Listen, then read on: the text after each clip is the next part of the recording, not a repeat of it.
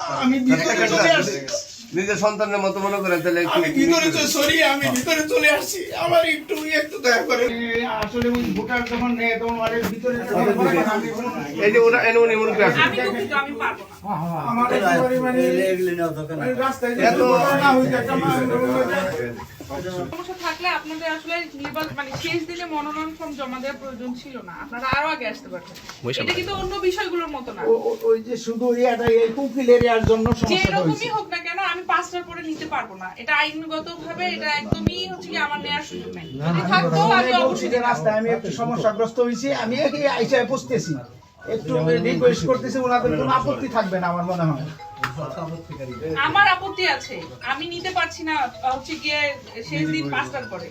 ওনারা যদি সুপারিশ করে আমি ফোনে বলছি যে আমি আসতে একটু রাস্তায় সমস্যা হইতেছে। আমি খুবই দুঃখিত, আমি এখন এগুলো নিয়ে বের হবো। হ্যাঁ, আপনারা কাইন্ডলি প্লিজ আসেন, এখন আর সুযোগ নাই, ঠিক আছে? একটু বাইরে আমি আমার হচ্ছে জিনিসপত্রগুলো নিয়ে এখন আমাকে রিটার্নিং অফিসারের কার্যালয়ে যেতে হবে।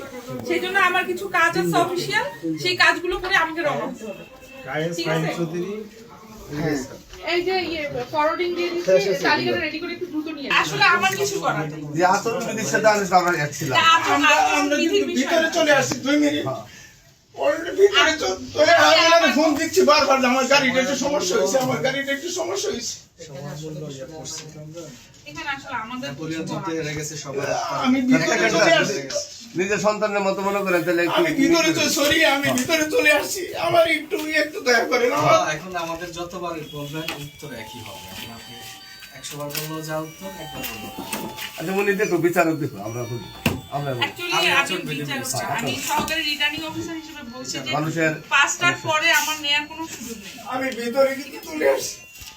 এটা হচ্ছে যে আপনি আমার কক্ষেও ঢুকেছেন 5:05 তার উপরে আমার কাছে ওনারা 4:55 এসে ঢুকেছে। আমি তাদের ক্লারিক্যাল কাজগুলো করার কারণে ওনাদেরকে আপনারা এই যে মুরব্বী একটু খারাপ নিচে উঠতে ওটা আমরা ধরতে তো এই যে মুরব্বী উনি ওই হাজি মানুষ ওনার এই সমস্যার কারণে যে